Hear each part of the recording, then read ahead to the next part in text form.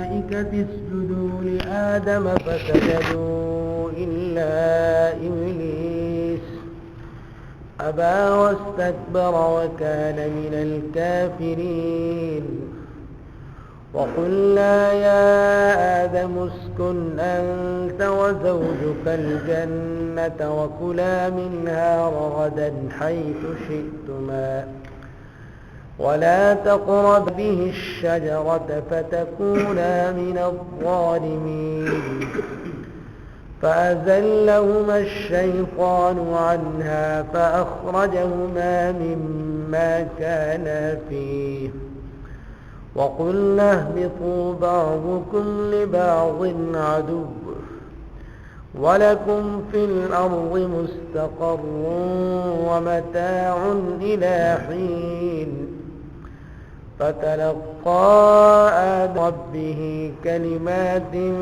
فتاب عليه إنه هو التواب الرحيم قلنا اهبطوا منها جميعا فإما يأتينكم مني هدى فمن تبع هداي فلا خوف عليهم ولا يحزنون والذين كفروا وكذبوا بآياتنا أولئك أصحاب النار هم فيها خالدون وَإِذْ قُلْنَا اور جب کہا ہم نے للملائکتی فرشتوں سے اسجدوا لآدم سجدہ کرو تم آدم کو پس انہوں نے سجدہ کیا الا ابلیس مگر ابلیس نے سجدہ نہ کیا ابا اس نے انکار کیا واستکبر اور تکبر کیا وکان من الکافرین اور ہو گیا وہ کافروں میں سے وقلنا اور کہا ہم نے یا آدم اے آدم اسکن ٹھہر تو انت تو وزوجک اور تیری بیوی الجنت جنت میں وکلا منہا اور کھاؤ تم منہا اس سے رغدن با فراغت حیث شئتما جہاں سے تم دونوں چاہو ولا تقربا هذه الشجرة اور نہ قریب جاؤ تم اس درخت کے فتکونا پس ہو جاؤ گے تم من الظالمین نا انصافی کرنے والوں میں سے فأزلہم الشیطان پس پھسلایا ان دونوں کو شیطان نے عنہا اس درخت کے سبب ہما پس نکالا ان کو منہما اس جنت سے کانا فیہ جس میں یہ تھے وقلنا اور کہا ہم نے اہبطوا اترو تم بعضکم لبعض عدو تمہارے بعض کے دشمن ہوں گے وَلَكُمْ فِي الْأَرْضِ اور تمہارے لیے زمین میں مستقر ٹھہرنا ہے وَمَتَاعٌ اور نفع حاصل کرنا ہے إِلَى حِینٍ ایک مدت تک فَتَلَقَّى پس سیکھ لیا آدم علیہ السلام نے من ربہ سے کلمات چند کلمات فتاب علیہ پس اللہ نے اس کی توبہ کو قبول کر لیا انہو هو التواب الرحیم بے شک وہ بڑا ہی توبہ قبول کرنے والا الرحیم و رحم کرنے والا ہے قلنا کہا ہم نے اہبطوا اترو تم منہا اس جنت سے جمیعا سب کے سب فإما یأتینکم منی ہدی پس اگر آئے تمہارے پاس میری طرف ہدایت تو فمن تبعا پر جس شخص نے پیروی کی میری ہدایت کی فلا خوف علیہم پس کوئی خوف نہیں ہوگا ان پر ولا هم یحزنون اور وہ غمگین نہیں ہوں گے والذین کفروا اور وہ لوگ جنہوں نے کفر کیا وکذبوا اور جھٹلایا ہماری آیات کو اولئک اصحاب النار یہی لوگ جہنمی ہیں ہم فیہا خالدون اور یہ اس میں ہمیشہ رہیں گے وَإِذْ قُلْنَا لِلْمُسْجُدُونَ اللہ رب العالمین نے آدم علیہ السلام کے بارے میں فرشتوں سے فرمایا کہ تم ان کو سجدہ کرو. سب نے سجدہ کیا مگر ابلیس نے سجدہ کرنے سے انکار کر دیا. ایک بات تو ہم نے یہ بتلائی تھی کہ ابلیس نے اللہ تعالیٰ کے حکم کی نافرمانی کی اور سجدہ کرنے سے انکار کیا، تو اس کا سبب کیا ہے؟ تو اس کا سبب اللہ نے خود بتلایا، ابا واستکبرا. میں نے کہا تھا کہ گناہ کے دو سبب ہوتے ہیں، ایک کو کہتے ہیں حب جاہ اور دوسرے کو کہتے ہیں حب باہ. ایک ہے انسان کے اندر مادہ کبر پیدا ہو جائے، تکبر کا مادہ پیدا ہو جائے، تو یہ بھی بہت سے گناہوں کو جنم دیتا ہے. اور دوسرا نفسانی خواہشات، جب یہ انسان کے اندر بہت زیادہ پیدا ہو جائے تو اس سے بھی انسان بہت سے گناہوں کو جنم دیتا ہے. عموماً ایسا ہوتا ہے تکبر کرنے کی وجہ سے انسان دوسروں پر ظلم کرتا ہے، اور حب باہ کی وجہ سے نفسانی خواہشات کی وجہ سے گناہ کر کے اپنے آپ کے اوپر ظلم کرتا ہے. تو شیطان نے جو اللہ کی نافرمانی کی، اس کا سبب تھا یعنی اس نے اپنے آپ کو بڑا سمجھا. اب یہاں پر دوسری بات یہ ہے کہ اللہ رب العالمین نے فرشتوں کو حکم دیا کہ تم سجدہ کرو آدم علیہ السلام کو. تو پہلی بات یہ سمجھنے کی ہے کہ یہاں سجدے سے کون سا سجدہ مراد ہے. ایک سجدہ ہوتا ہے عبادتی اور دوسرا سجدہ ہوتا ہے تعظیمی. عبادتی سجدہ یہ تو کسی بھی صورت میں اللہ کے علاوہ کسی کے لیے جائز نہیں ہے.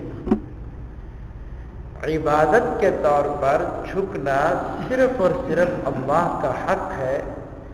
کسی بھی شریعت کے اندر عبادتی سجدہ غیر اللہ کے لیے جائز نہیں رہا ہے.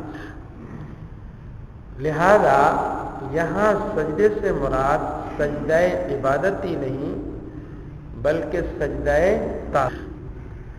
تعظیماً کسی کے سامنے جھک جانا اور اپنی پیشانی کو زمین کے اوپر رکھ دینا تعظیماً، اس کو سجدہ تعظیمی کہتے ہیں.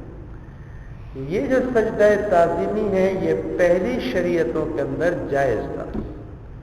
جیسا کہ آپ سورہ یوسف میں پڑھیں گے کہ حضرت یعقوب علیہ السلام اور برادران یوسف جب حضرت یوسف علیہ السلام کے سامنے تو فخروا لہ سجدا، تو وہ سب کے سب اس کے سامنے سجدے میں گر گئے.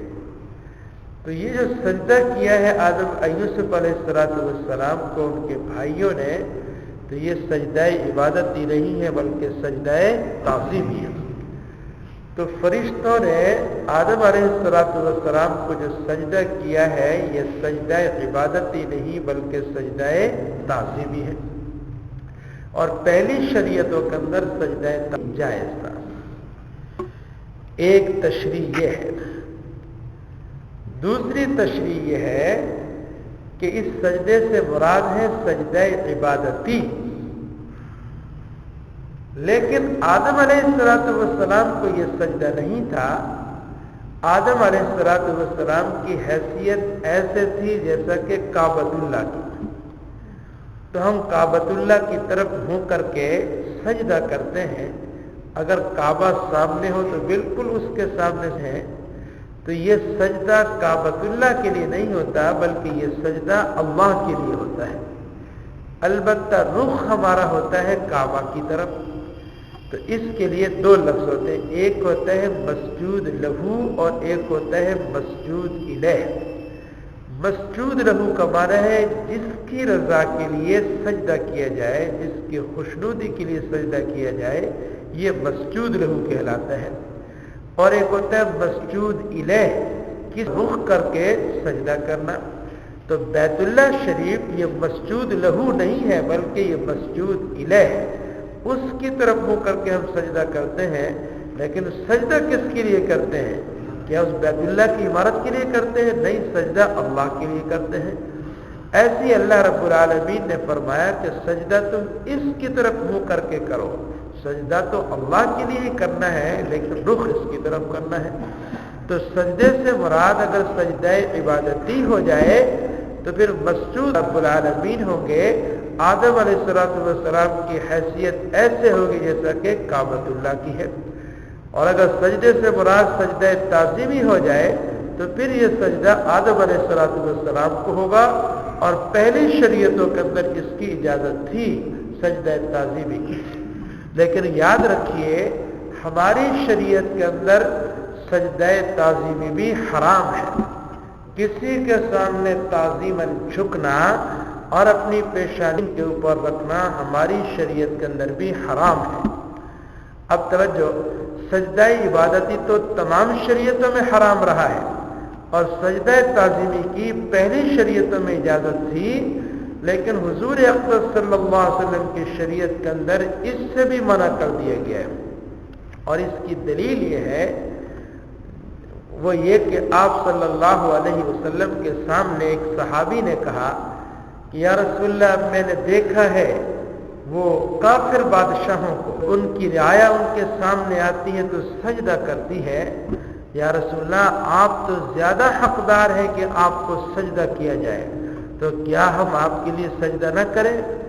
تو حضور سرور کائنات صلی اللہ علیہ وسلم نے ارشاد فرمایا کہ اگر غیر اللہ کے لیے سجدہ جائز ہوتا، تعظیمی سجدہ، لَأَمَرْتُ النِّسَاءَ يَسْجُدْنَ لِأَزْوَاجِهِنَّ، تو میں عورتوں کو حکم دیتا کہ وہ اپنے شوہروں کے سامنے سجدہ کرتی، لیکن میری شریعت کے اندر ہر قسم کا سجدہ غیر اللہ کے لیے ناجائز ہے۔ اور یہ جو روایت ہے، اس روایت کو روایت کرنے والے 10 صحابی نہیں بلکہ 20 صحابہ ہیں، اور اصول حدیث والے جو علماء ہیں انہوں نے لکھا ہے اگر کسی حدیث کو 10 صحابہ بیان کر دیں وہ حدیث متواتر ہوتی ہے، وہ ایسے ہی قطعی ہوتی ہے جیسا کہ قرآن کریم کی آیت قطعی ہے۔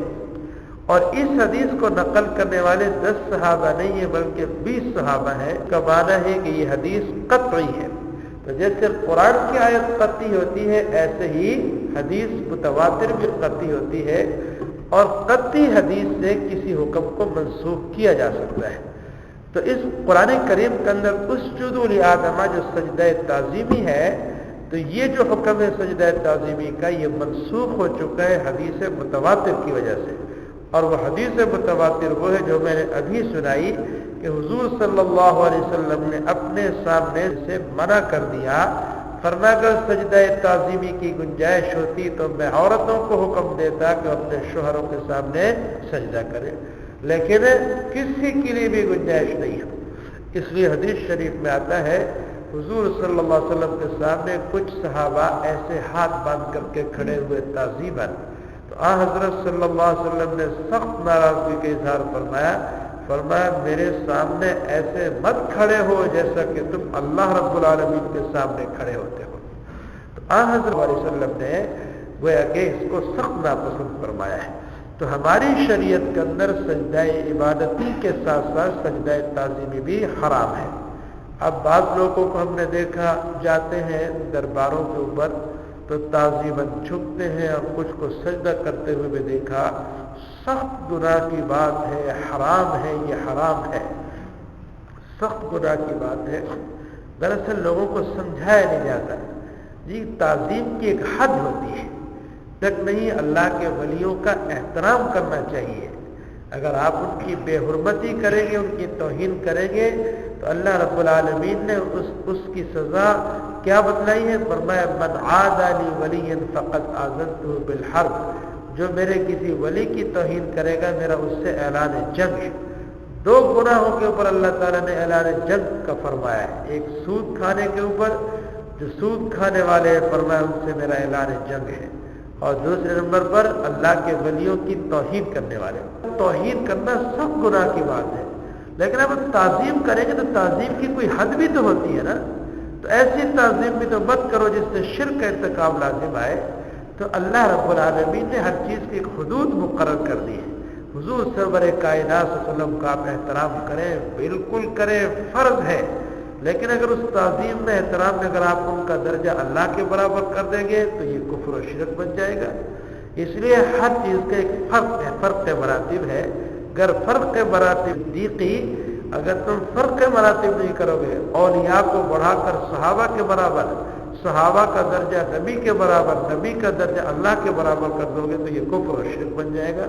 تو ہر چیز کا ایک دائرہ ہے، اس دائرے کے اندر آپ کام کریں گے تو یہ ٹھیک ہے، اگر دائرے سے نکلے تو سخت گنہگار ہو جائیں گے۔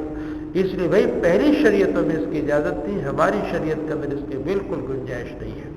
تو فرمایا وَإِذْ قُلْنَا، اور جب کہا ہم نے فرشتوں سے اسجدوا، سجدہ کرو تم نے آدم علیہ السلام، فسجدوا، پس انہوں نے سجدہ کیا، الا ابلیس، مگر ابلیس نے، ابا، انکار کیا، واستکبر، اور تکبر کیا، وکان من الکافرین، اور ہو گیا وہ کافروں میں سے۔ تو اس نے تکبر کیا، یعنی حب جاہ کی وجہ سے اس گناہ کا اس نے ارتکاب کیا۔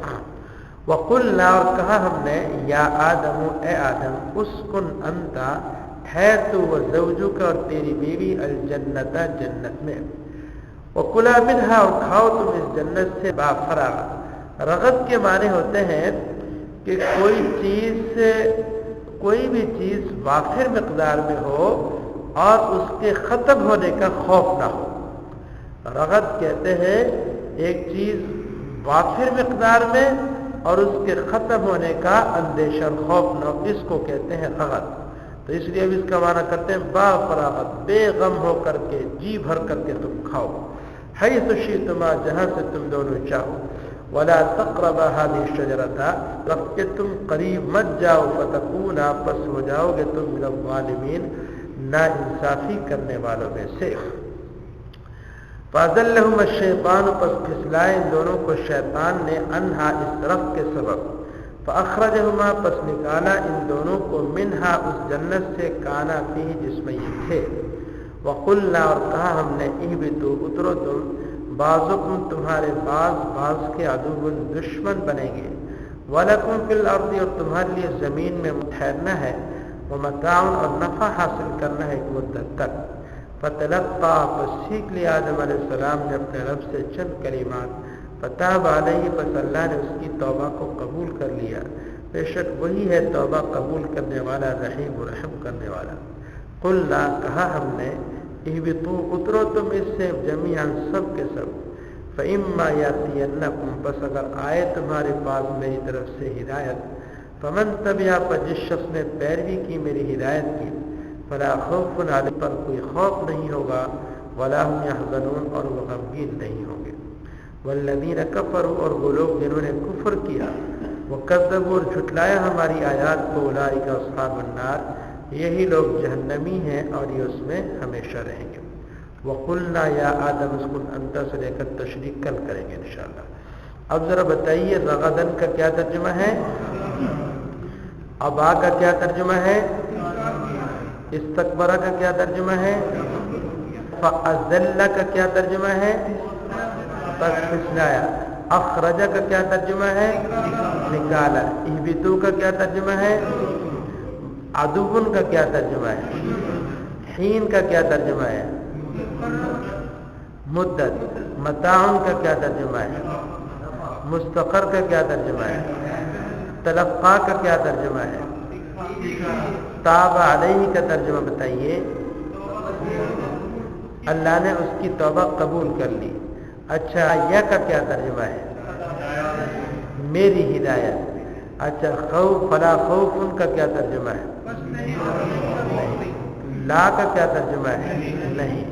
ولا هم يحزنون کا ترجمہ بتائیے، یہ بتائیے۔ وَإِذْ قَالَ رَبُّكَ لِلْمَلَائِكَةِ إِنِّي جَاعِلٌ، یہاں سے کون سی نعمت کا بیان شروع ہے،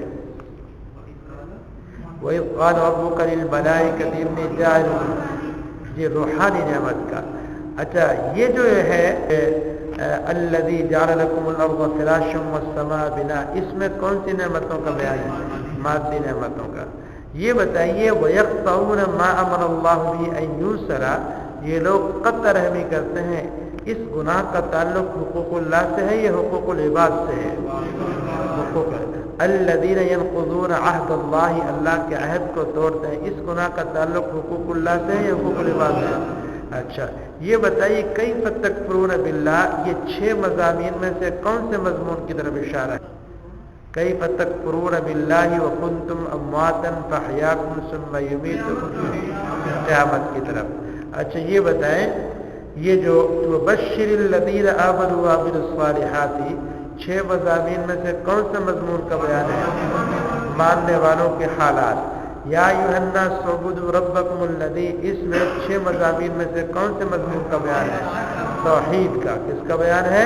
توحید کا. وَإِن كُنتُمْ فِي رَيْبٍ مِّمَّا نَزَّلْنَا، اس میں صداقت قرآن، اس کا بیان ہے صداقت قرآن، اور اسی کے ضمن کے اندر جناب رسول اللہ صلی اللہ علیہ وسلم کی رسالت.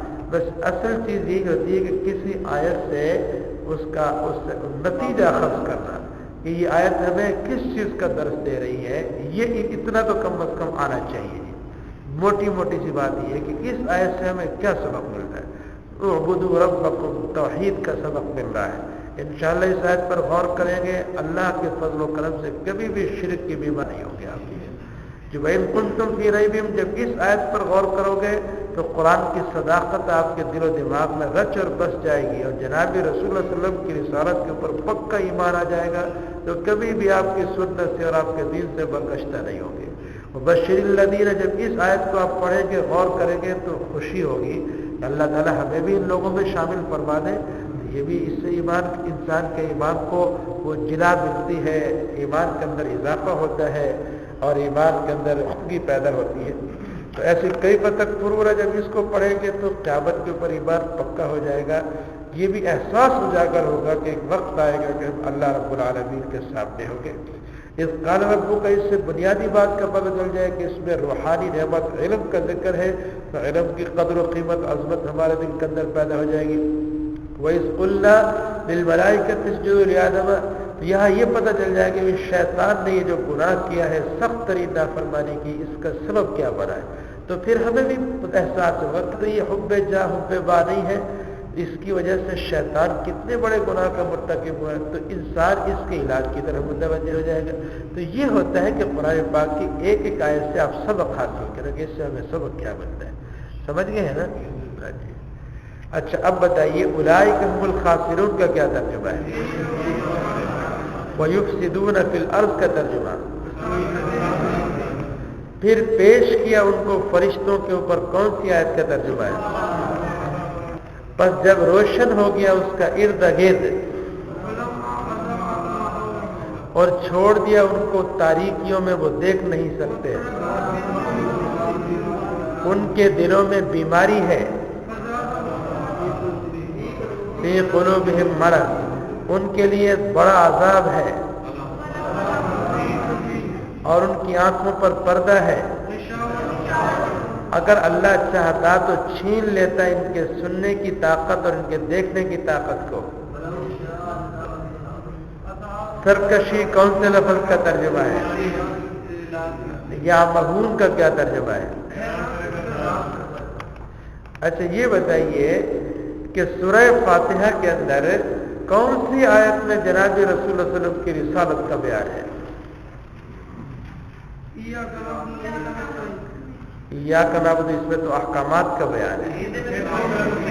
اہدنا الصراط المستقیم میں وہ کس طرح کہ جب آپ کہیں کہ اللہ ہمیں صراط رہنمائی عطا فرما، راستہ ان لوگوں کا جن کے اوپر آپ کا انعام ہو. اور منعم علیہم میں سب سے پہلے کون آئیں گے؟ نا صراط مستقیم کون سا ہے؟ تو صحابہ نے رسول اللہ صلی اللہ علیہ وسلم سے پوچھا بس صراط المستقیم، صراط مستقیم کیا ہے؟ آپ نے کیا فرمایا؟ ما انا علیہ واصحابی، جس پر میں اور میرے صحابہ چل رہے ہیں وہ صراط مستقیم ہے. جی تو اس میں رسالت کا بیان ہو جائے گا. صراط الذین انعمت علیہم میں ماننے والوں کے حالات ہیں یا نہ ماننے والوں کے حالات ہیں؟ الحمدللہ رب العالمین میں کون سے مضمون کا بیان ہے؟ ٹھیک ہے. وبالآخرۃ هم یوقنون کا ترجمہ بتائیے. اور اس چیز سے جو ہم نے ان کو دیا خرچ کرتے ہیں، بتائیے کون سی آیت کا ترجمہ؟ یہ کتاب ہے جس میں کوئی شک نہیں ہے. الحمدللہ رب العالمین.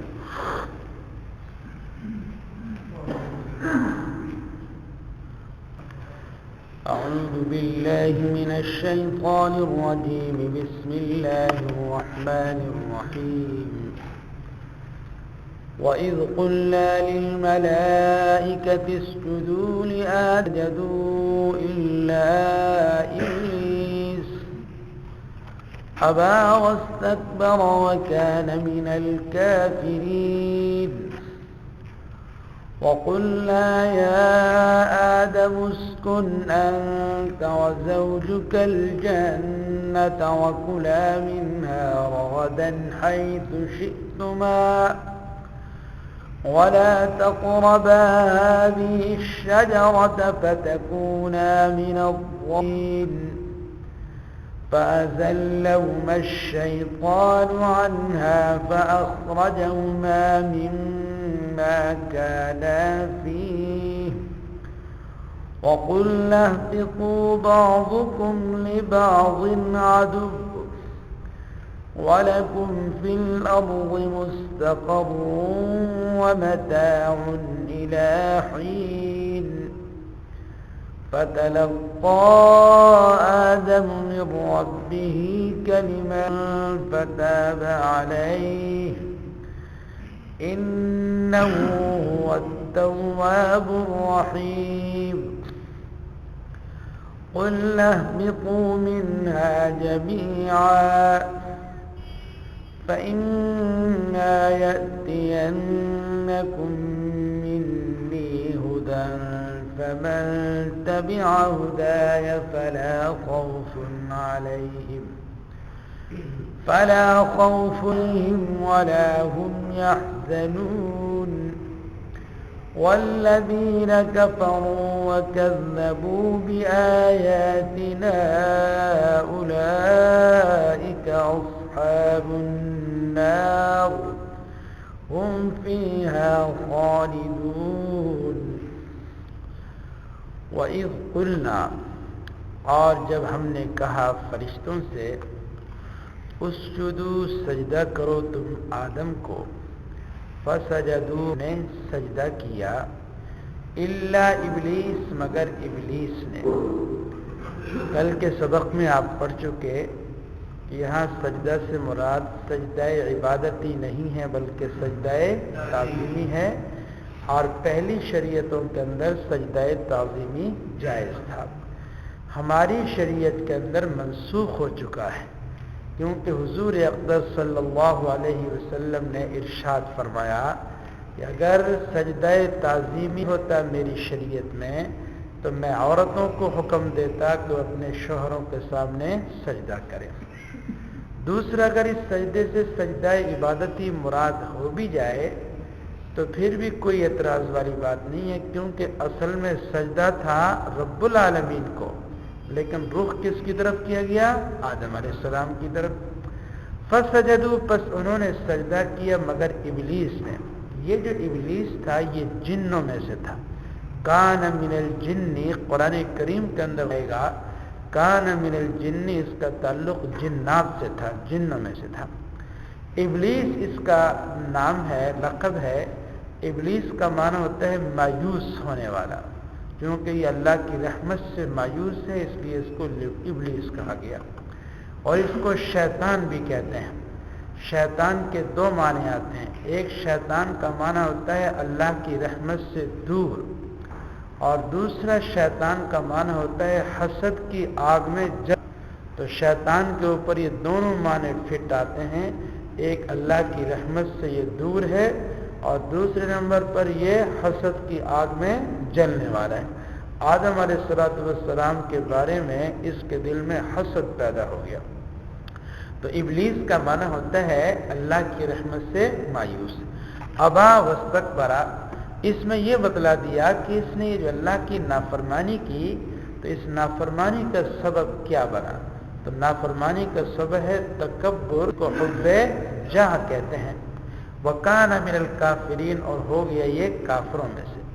دیکھیے ایک ہے اللہ رب العالمین کے حکم پر عمل نہ کرنا اور ایک ہے اللہ رب العالمین کے حکم کا معارضہ کرنا مقابلہ کرنا. اگر کوئی انسان اللہ کے حکم کے اوپر عمل نہ کرے لیکن مقابلہ نہیں کرتا ہے، اعتراض نہیں کرتا اللہ تعالیٰ کے حکم کے اوپر، تو ایسا آدمی فاسق فاجر تو کافر نہیں ہوگا۔ لیکن اگر کوئی انسان اللہ کے حکم کا معارضہ اور مقابلہ کرتا ہے اور اللہ سے بحث کرتا ہے اور اللہ کے احکامات کے اندر کیڑے نکالتا ہے، تو ایسا شخص دائرہ اسلام سے خارج ہو جائے گا۔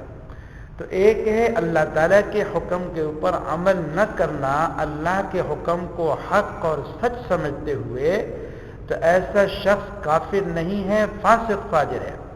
لیکن اگر کوئی انسان اللہ رب العالمین کے احکام عارضہ کرتا ہے، مقابلہ کرتا ہے، ان کے اوپر تنقید کرتا ہے، تو یہ شخص کافر ہے۔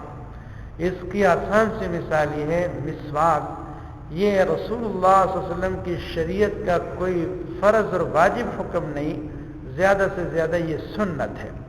اب اگر کوئی انسان مسواک کو نہیں کرتا تو ہم یہ کہیں گے کہ یہ سنت کو چھوڑنے والا ہے۔ لیکن اگر یوں کہیں کہ میں رسول اللہ علیہ وسلم کی سنت کو مانتے ہی نہیں ہوں، مسواک والی سنت کو تو چونکہ یہ ایک شریعت کے ایک حصے کا انکار کر رہا ہے، تو یہ آدمی کافر ہو جائے گا۔ تو شیطان کافر ہوا ہے اس وجہ سے کیونکہ اس نے اللہ کے حکم کا معارضہ اور مقابلہ کیا، وَكَانَ مِنَ الْكَافِرِينَ، اور ہو گیا یہ کافروں میں سے۔ وَقُلْنَا، اور کہا ہم نے، یا آدم، اے آدم، اسکن انتا، ٹھہر تو، وزوجک، اور تیری بیوی، الجنت، جنت میں۔ اس سے یہ معلوم ہوا کہ انسانوں کا اصل ٹھکانہ کیا ہے؟ جنت ہے۔ جنت سے دنیا کے اندر آ گئے، اب ان کے سامنے دو راستے ہیں، ایک یہ اللہ کی فرما برداری کر کے اپنے اصل ٹھکانے کی طرف چلے جائیں، اور دوم یہ کہ اللہ کی نافرمانی کر کے اپنے اصل ٹھکانے سے ہاتھ دھو بیٹھے اور جہنم کے اندر چلے جائیں۔ تو عقل مند انسان وہ ہوگا جو اللہ کی فرما برداری کر کے اپنے اصل ٹھکانے کی طرف چلا جائے، اور اصل ٹھکانہ کیا ہے؟ جنت۔ وَزَوْجُكَ الْجَنَّةَ وَكُلَا مِنْهَا، اور کھاؤ رغدن، میں نے رغدن کا معنی بتلایا تھا کہ چیز وافر مقدار میں بھی ہو اور اس کے ختم ہونے کا اندیشہ نہ ہو، با فراغت، جی بھر کے، حیث شئتما، جہاں سے تم دونوں چاہو، ولا تقربا هذه الشجرة، اور نہ قریب جاؤ تم اس درخت کے۔ دیکھیے اب کہنا تو یوں چاہیے تھا کہ تم اس درخت کا پھل مت کھاؤ، لیکن اللہ تعالیٰ کیا فرما رہے ہیں؟ اس درخت کے قریب مت جاؤ۔ اس کو علماء کی اصطلاح میں کہتے ہیں سد ذرائع۔ ایک کام فی نفسی ہی جائز ہوتا ہے، مباح ہوتا ہے، لیکن اگر اس کام کو انسان کرے تو وہ آہستہ آہستہ حرام کے اندر پڑ سکتا ہے، تو پھر کیا کرتے ہیں کہ اس مباح کام سے بھی اس کو روکا جاتا ہے، کیونکہ پتہ ہے کہ اگر اس مباح کام کی اس کو اجازت دے دی تو یہ آہستہ آہستہ کس میں چلا جائے گا؟ حرام کے اندر چلا جائے گا۔ تو شریعت گناہ سے بھی منع کرتی ہے اور گناہ تک پہنچنے کے جو اسباب ہیں ان سے بھی منع کرتی ہے۔ اب مثلاً شریعت کیا کہتی ہے؟ اگر تم کسی کے گھر کے سامنے سے گزرو، دروازہ کھلا ہو، تو اس گھر کے اندر مت جھانکو۔ یہ جھانکنے سے کیوں منع کیا ہے؟ اس لیے کہ تم جھانکو گے، ہو سکتا ہے وہاں کوئی خاتون بیٹھی اور اس کے سر سے کپڑا اترا ہوا ہو، تو تمہاری اس کے اوپر نظر پڑے گی تو دل کے اندر غلط قسم کے خیالات آئیں گے اور پھر انسان آگے بھی بڑھ سکتا ہے۔ تو جھانکنے سے منع کر دیا کیونکہ یہ انسان کو گناہ تک پہنچا سکتا ہے۔ تو اللہ تعالیٰ نے اصل تو ان کو منع کیا تھا کہ اس درخت کا پھل مت کھاؤ، کیا اختیار کیا کہ تم اس درخت کے قریب بھی مت جاؤ، کیونکہ اگر قریب جاؤ گے تو پھر ہو سکتا ہے اس کو تم کھا لو، اس پھل کو استعمال کر لو۔ تو اس لیے اللہ تعالیٰ نے اسلوب یہ اختیار فرمایا کہ اس درخت کے قریب بھی مت جاؤ۔ تو معنی یہ ہے کہ جس سبب کی وجہ سے، جس چیز کی وجہ سے انسان گناہ میں پڑ سکتا ہے، اس چیز کے بھی تم قریب مت جاؤ، اگرچہ وہ چیز مباح ہو۔ تو درخت کے قریب جانا یہ ممنوع نہیں ہے، ممنوع تو ہے پھل کو کھانا، لیکن اللہ تعالیٰ نے درخت کے قریب جانے سے بھی منع فرما دیا تاکہ یہ قریب جانے کی وجہ سے اس کے پھل کو نہ کھا لے۔ تو اس سے سبق یہ ملا کہ کبھی کبھی ایسا ہوتا ہے کہ چیز مباح ہوتی ہے، لیکن اس مباح چیز کے انسان قریب چلا جائے تو اس کی وجہ سے وہ حرام میں پڑ سکتا ہے، تو اللہ تعالیٰ اس مباح چیز کے استعمال سے بھی منع فرما دیتے ہیں۔ تو لا تقربا هذه الشجرة، نہ قریب جاؤ تم اس درخت کے فتکونا ہوگے تم من الظالمین نا انصافی کرنے والوں میں سے فازلہم الشیطان اب یہ درخت کون سا تھا کوئی صحیح روایت میں اس کی تعین نہیں آتی ہے البتہ بعض مفسرین نے نقل کیے ہے کہ انگور کا درخت تھا کھجور کا درخت تھا گندم کا پودا تھا تو مختلف یہ چیزیں آتی ہیں لیکن کوئی صریح وہ نہیں ہے لہذا کوئی بھی درخت ہو سکتا ہے فتکون پس ہو جاؤ گے تم ظالم فازلہم الشیطان پس شیطان نے ان کو پھسلایا عنہا اس درخت کے سبب ازلہ یہ ازلال سے ہے ازلال کا معنی ہوتا ہے پھسلانا تو یہ ذال کے ساتھ اگر پڑھیں تو اس کا معنی ہوتا ہے ذلیل اور تعز من تشاء وتذل من تشاء تو ذال کے ساتھ تو اس کا معنی ہے ذلیل کرنا اور ذا کے ساتھ ہو تو اس کا معنی ہوتا ہے پھسلانا تو ذال کو ذرا نرم کر کے پڑھتے ہیں اور ذا کو ذرا تھوڑا سا سخت کر کے پڑھتے ہیں تو یہ لفظ فأزل پس پھسلا دیا ان دونوں کو شیطان نے عنہا اس درخت کے سبب شیطان نے کوئی ایسا وسوسہ ڈالا اور ان کے ذہن میں یہ بات ڈالی کہ اللہ تعالیٰ نے تمہیں اس درخت سے منع کیا لیکن محدود مدت کے لیے منع کیا تھا اور اب وہ مدت ختم ہو گئی کھا لو اور پھل جب تم کھا لو گے تو پھر ہمیشہ ہمیشہ یہیں پر رہو گے اس قسم کا کوئی وسوسہ ڈالا فاخرجہما پس نکالا ان دونوں کو اس جنت سے تو شیطان سبب بنا وقلنا اور ہم نے کہا اہبطوا یہ حاکمانہ انداز ہے اہبطوا اتر جاؤ تم بعضکم لبعض عدو تمہارے بعض کے دشمن ہوں گے اس سے کیا مراد ہے ایک تفسیر یہ ہے کہ یہ انسان آپس میں ایک دوسرے کے دشمن ہوں گے جیسا کہ دشمنی چل رہی ہے اور ایک یہ ہے کہ شیطان انسان کا اور انسان شیطان کا دشمن ہوگا ان الشیطان لکم عدو شیطان تمہارا دشمن ہے فاتخذوه عدوا تم اس کو اپنا تو انسانوں میں آپس میں بھی عداوت ہوگی اور جو شیطان ہے اور انسان ہے ان کی بھی آپس میں عداوت ہوگی وَلَكُمْ فِي الْأَرْضِ اور تمہارے لیے زمین میں مستقر ٹھہرنا ہے وَمَتَاعٌ اور نفع حاصل کرنا ہے ایک مدت تک فَتَلَقَّى پس سیکھ لیا آدم علیہ السلام نے من ربی اپنے رب سے چند کلمات آدم علیہ السلام سے یہ جو لفظش ہوئی ہے یہ معمولی سی غلطی ہے اس کو اجتہادی غلطی کہا جاتا ہے یاد رکھیے انبیاء کرام علیہ السلام سے نہ صغیرہ گناہ ہو سکتا ہے نہ کبیرہ گناہ ہو سکتا ہے نبوت ملنے سے پہلے بھی اور نبوت ملنے کے بعد بھی یہ گناہوں سے محفوظ ہوتے ہیں البتہ ان سے کوئی خلاف اولا کام ہو سکتا ہے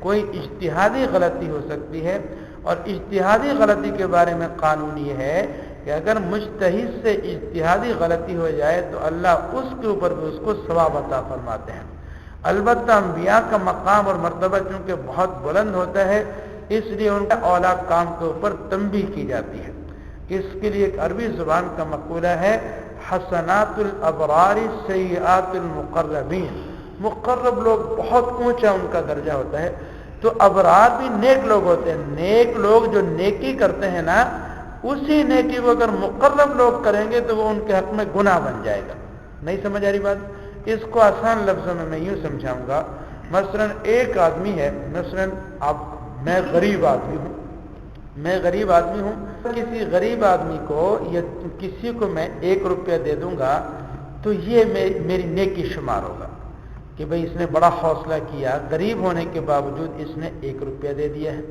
ٹھیک ہے لیکن ایک آدمی کروڑوں پتی آدمی ہے اور اس سے کوئی آدمی مانگنے کے لیے آتا ہے اور وہ کیا کرتا ہے 1 روپیہ نکال کر کے وہ دیتا ہے تو 1 روپیہ دے کر اس نے گناہ نہیں کیا ہے لیکن جو دیکھنے والے ہوں گے وہ ملامت کریں گے وہ کہیں گے کروڑوں پتی آدمی ہے اور دے رہا ہے 1 روپیہ ہوگی نا حالانکہ 1 روپیہ دے کر اس نے نیکی ہی کی ہے آپ اس کو ملامت کریں گے بھی تیری شان کے خلاف ہے کہ تو 1 روپیہ دے تیری شان تو یہ کہ تو ہزاروں میں دے تو ایسی انبیاء کی شان یہ ہے کہ وہ بہت بلند مرتبے پر فائز ہیں تو وہ اپنے حساب سے نیکی کا کام کریں گے جی ٹھیک ہے تو ہم لوگ جو نیکی کا کام کرتے ہیں تو ہمارا درجہ بہت کم ہے اگر اسی کام کو انبیاء کریں گے تو انبیاء کے حق میں وہ کیا ہوگا خلاف اولا ایک یعنی غلطی شمار ہوگا تو ان سے ایک لغزش ہو گئی اللہ رب العالمین نے اسی لغزش کے اوپر ان کو لیکن آدم علیہ السلام پھر اپنی اس کوتاہی کے اوپر، اس لغزش کے اوپر روئے اور اللہ تعالیٰ سے دعا مانگی، توبہ کی، معافی مانگی۔ کتنا روئے ہیں؟ حدیث شریف میں آتا ہے جناب رسول اللہ صلی اللہ علیہ وسلم نے ارشاد فرمایا کہ آدم علیہ السلام اپنی اس معمولی سی لغزش کے اوپر، ہم اس کو معمولی لغزش کہیں گے، اجتہادی غلطی کہیں گے، لیکن نبی چونکہ وہ برداشت نہیں کر سکتا تو اس پر اتنا روئے اور اتنے آنسو بہائے۔ رحمت للعالمین نے فرمایا کہ اگر آدم علیہ السلام کے آنسو ترازو کے ایک پلڑے میں رکھے جائیں اور قیامت تک آنے والی جو ان کی اولاد ہے ان کے آنسو ترازو کے دوسرے پلڑے میں رکھے جائیں تو آدم علیہ السلام کے آنسوؤں والا پلڑا جھک جائے گا۔ دعا کیا مانگی تھی؟ ربنا ظلمنا انفسنا وان لم تغفر لنا وترحمنا لنكونن من الخاسرین۔ ربنا، اے ہمارے پروردگار، انفسنا، ہم نے ظلم کیا اپنے آپ پر، وَإِن لَّمْ تَغْفِرْ لَنَا وَتَرْحَمْنَا، اگر تو ہمیں بخشے گا نہیں اور ہم پر رحم نہیں کھائے گا، لَنَكُونَنَّ مِنَ الْخَاسِرِينَ، تو ہو جائیں گے ہم نقصان اٹھانے والوں میں سے۔ تو ان کلمات کے ساتھ دعا مانگی، اللہ نے ان کی توبہ کو قبول کر لیا۔ تاب علیہ، یہ توبہ کا جو لفظ ہے نا، اس کی نسبت اللہ کی طرف بھی ہوتی ہے اور بندے کی طرف بھی ہوتی ہے۔ مثلا بندوں کی طرف حدیث شریف میں آتا ہے التائب من الذنب کمن لا ذنب له، توبہ ایسے جیسے کہ اس نے گناہ کیا ہی نہ ہو۔ تو تاب علیہ اگر اس کی نسبت بندے کی طرف ہو جائے تو اس کا معنی ہوتا ہے اللہ کی طرف رجوع کرنے والا، اللہ کی طرف رجوع کرنے والا معافی کے لیے، ٹھیک ہے، معافی مانگنے کے لیے، اپنی کوتاہی کو لے کر اللہ کی بارگاہ میں رجوع کرنے والا۔ اور اللہ تعالیٰ کی طرف جب اس کی نسبت ہو جائے تو اس کا معنی کیا ہوگا کہ اللہ تعالیٰ متوجہ ہوا اپنی بندے کی طرف اپنی رحمت کے ساتھ، ٹھیک ہے، اللہ کی طرف متوجہ ہوتا ہے گناہوں کو لے کر اور اللہ تعالیٰ اپنے بندے کی طرف متوجہ ہوتے ہیں اپنی رحمت کو لے کر۔ تو تاب علیہ کا معنی کریں گے اللہ متوجہ ہوا اس کے اوپر اپنی رحمت کے ساتھ اور اس کی توبہ کو قبول کر لیا۔ فتلقى، پس سیکھ لیا آدم علیہ السلام نے اپنے رب سے چند کلمات، فتاب علیہ، پس اللہ نے اس کی توبہ کو قبول کر لیا، بے شک وہ بڑا ہی توبہ قبول کرنے والا، رحم کرنے والا ہے۔ قلنا، ہم نے کہا اہبطوا، یہ حکیمانہ انداز ہے، تم اس سے سب کے سب، فإما يأتينكم، پس اگر تمہارے پاس آئے میری طرف سے ہدایت، یہ اسلوب بتلا رہا ہے کہ اللہ رب العالمین پابند نہیں ہے شریعت بھیجنے کا، اللہ خود مختار ہے، چاہے بھیجے اور چاہے نہ بھیجے، لیکن جب اللہ کی طرف سے ہدایت اور شریعت اور دین آ جائے تو فمن تبع ہدایہ، پر جس نے میری ہدایت کی پیروی کی، اللہ کے احکامات کو مانا، فلا خوف علیہم، پس ان پر کوئی خوف نہیں ہوگا، ولا هم يحزنون، اور وہ غمگین۔ غم کا تعلق ہوتا ہے گزشتہ کے ساتھ، کہ آپ کوئی کام کرنا چاہتے ہوں لیکن نہ کر سکے ہوں تو غم ہوتا ہے، یارو ہو اتنا نقصان کر بیٹھا، ایسا کر لیتا تو کتنا اچھا ہوتا ہے۔ اور خوف کا تعلق ہوتا ہے آئندہ کے ساتھ، آئندہ یہ نقصان پہنچ سکتا ہے، یہ ہو سکتا ہے۔ تو اللہ رب العالمین کے جو فرما بردار بندے ہیں اور صحیح فرما بردار بندے، تو ان کو ماضی کے حوالے سے غم نہیں ہوگا اور مستقبل کے حوالے سے خوف نہیں ہوگا۔ آ رہی بات سمجھ میں؟ اب آپ کے ذہنوں میں یہ سوال پیدا ہو رہا ہو کہ رسول اکرم صلی اللہ علیہ وسلم سے بڑھ کر اللہ کا کوئی فرما بردار بندہ ہو سکتا ہے؟ جی کوئی بھی نہیں نا۔ لیکن آپ شمائل ترمذی اٹھا کر کے دیکھیں، اس میں رحمت للعالمین کی جہاں اور صفات بیان کی گئی، ایک یہ کان دائم الفکرۃ ومتواصل الاحزان، حضور صلی اللہ علیہ وسلم ہمیشہ متفکر رہتے تھے اور غمگین رہتے تھے۔ دائم الفکرۃ یعنی وہ ہمیشہ متفکر، کسی غم میں ڈوبے ہوئے ہوں، متواصل الاحزان، مسلسل غمگین رہتے تھے۔ تو قرآن تو یہ کہہ رہا ہے کہ جو رب العالمین کی ہدایت کا پابند ہوگا اس پر کوئی غم اور کوئی پریشانی اور کوئی خوف نہیں ہوگا۔ رحمت للعالمین سے بڑھ کر کون پابند ہونے والا ہے اللہ تعالیٰ کی ہدایت کا؟ لیکن پیغمبر اسلام کے بارے میں تو صحابہ کہتے ہیں کہ وہ ہمیشہ غم میں ڈوبے رہتے تھے۔ تو دونوں باتوں میں تعارض ہو گیا کہ نہیں ہو گیا؟ اور عموماً آپ بھی دیکھتے ہیں کہ بہت سے دیندار لوگ ہیں، اللہ کے نیک بندے ہیں، دین کے اوپر عمل کرنے، وہ غم اور پریشانی کے اندر مبتلا رہتے ہیں۔ تو تو پہلی تو یہ بات سمجھ لو کہ یہ جو کہا گیا ہے کہ ان کے اوپر کوئی خوف نہیں ہوگا اور کوئی غم نہیں ہوگا، اس سے مراد ہے دنیا کا غم اور دنیا کا خوف۔ اور حضور اقدس صلی اللہ علیہ وسلم جس فکر کے اندر، جس غم کے اندر مبتلا رہتے تھے، وہ دنیا کے حوالے سے نہیں تھا بلکہ دین کے حوالے سے اور اپنی امت کے حوالے سے تھا۔ نہیں سمجھ آ رہی بات کہ میرے دین کا کیا بنے گا، اور میری امت دور ہو گئی تو ان کی آخرت کا کیا بنے گا؟ تو یہ غم دنیا کے حوالے سے نہیں ہے بلکہ یہ غم ہے جی آخرت کے حوالے سے، دین کے حوالے سے۔ اور دوسرے نمبر پر اگر کسی انسان کے اوپر، اللہ کے نیک بندے کے اوپر غم اور پریشانی آ بھی جاتی ہے تو وہ اس کو محسوس نہیں کرتا، کیونکہ اس نے اپنی رضا کو اللہ کی رضا کے تابع کر دیا ہے۔ تو وہ یہ کہتا ہے بس میرے خدا نے جب میرے بارے میں یہ فیصلہ کیا ہے تو میں اس کے اوپر راضی ہوں، ٹھیک ہے۔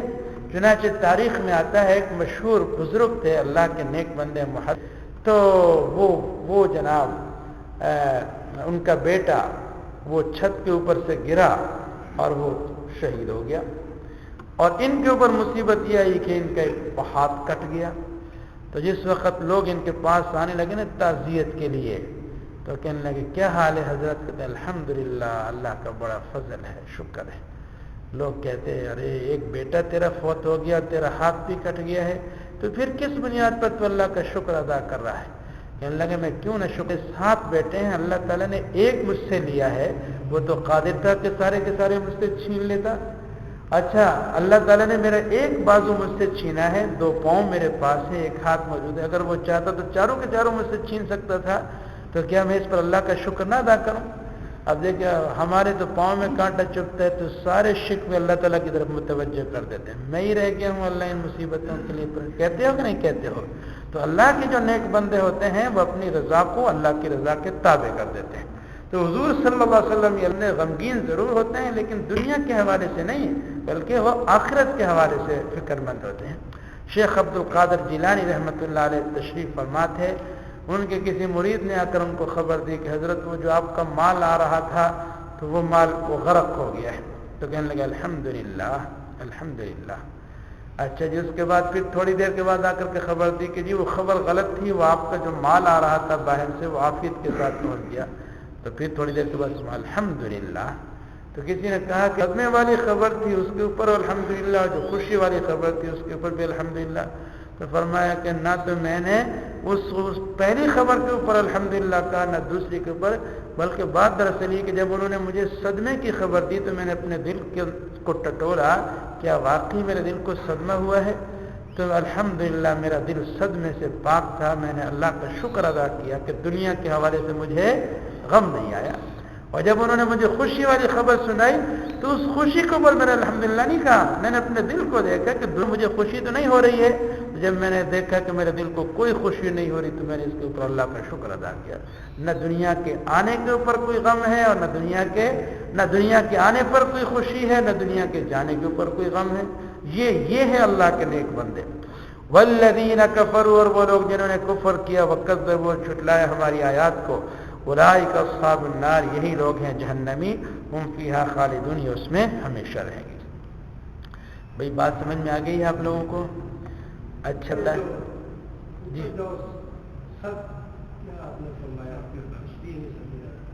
کون سا جناب؟ اہبطوا منہا جمیعا، ہاں اہبطوا منہا جمیعا، ہاں یہ آپ کا سوال بالکل درست ہے۔ بات یہ ہے، ایک تو یہ کہ تم دونوں کے دونوں اتر جاؤ، لیکن ان کے ضمن کے اندر جو اولاد ہے، جب ظاہر بات ہے وہ 2 آئیں گے تو وہ چونکہ سبب بنیں گے کس کا؟ اولاد کا بھی، تو اصل علیہ الصلوۃ والسلام کو اور ان کی بیوی کو، لیکن ان کے ضمن کے اندر اولاد بھی موجود ہے تو ان کو بھی حکم ہو جائے گا۔ تو اصل میں یہ حکم تو ہے آدم علیہ الصلوۃ والسلام کو اور ان کی جو بیوی حوا کو، لیکن اس کے ضمن کے اندر ہی اللہ تعالیٰ نے ان کی اولاد کو بھی حکم دے دیا۔ یہ نہیں شیطان کا نہیں ہے یہ۔ اچھا جی، اچھا یہ بتائیے فمن تبع ہدایا کا کیا ترجمہ ہے؟ جس نے پیروی ہدایت کی، میری ہدایت کی، میری کون سے لفظ کا ترجمہ ہے؟ یا کا۔ ہدایا میں یا کا ترجمہ ہے میری، اور ہدایہ کا پورا ترجمہ بنے گا میری ہدایت. ٹھیک ہے. الی حین، حین کا کیا ترجمہ ہے؟ متاعن کا کیا ترجمہ ہے؟ مستقرن کا کیا ترجمہ ہے؟ رغدن کا کیا ترجمہ ہے؟ حیث شئتما کا ترجمہ بتاؤ. سبع سماوات کا ترجمہ، سباہن کا ترجمہ بنا ڈالے. ثم الیہ ترجعون کا ترجمہ، انک انت العلیم الحکیم کا ترجمہ بتاؤ. انہ الحق من ربہم فیعلمون انہ الحق من ربہم کا ترجمہ بتاؤ. یہ مثال حق ہے ان کے رب کی طرف سے. وَيُفْسِدُونَ فِي الْأَرْضِ بتاؤ یہ حقوق اللہ میں سے ہے، یہ حقوق العباد میں سے ہے. حقوق العباد زمین میں فساد کرنا، لوگوں کو دین سے روکنا، یہ حقوق العباد ہے. اولئک هم. چلو الحمدللہ.